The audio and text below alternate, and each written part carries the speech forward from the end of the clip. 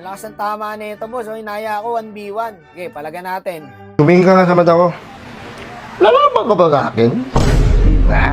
Masabi ko rito, ano hero, gusion to gusion daw. Galingan mo, bata.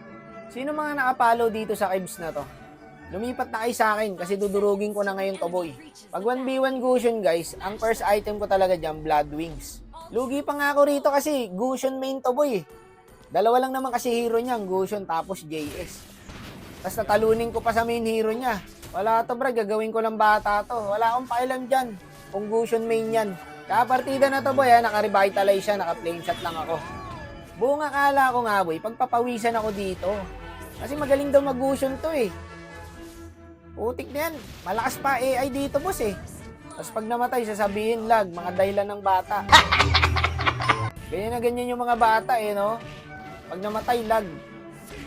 Ngayon, Blood Wings na ako. O, ano pa gagawin sa akin yan? Idol na idol yung mag-gusion to.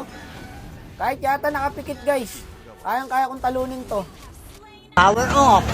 Magyayabang pa rin yan, tignan nyo. Yun yung sabi sa akin. Yun na yun, okay, G na. Wala kang bitaw, par. Paano nyo naging idol to? Tignan nyo, kinombo yung minions, oh. Pasan, gagi. Galing mang-dodge, pre. Nakakatakot kalaban yung ganito. Walang kwenta. Putik na yan, akala ko pagpapawisan ako sa laro na to. Hindi man lang ako nakaramdam ng takot, eh.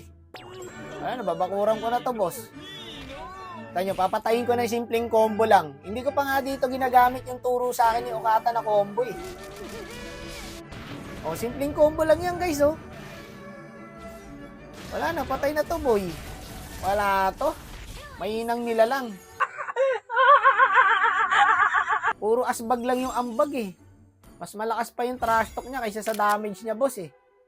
Ayan, 0-3. Partida, main hero pa niya yan. Di pa siya makapaniwala. O, ikaw na yun, tol. Hindi ako malakas mag-gusion. Sadyang mahina ka lang, Brad.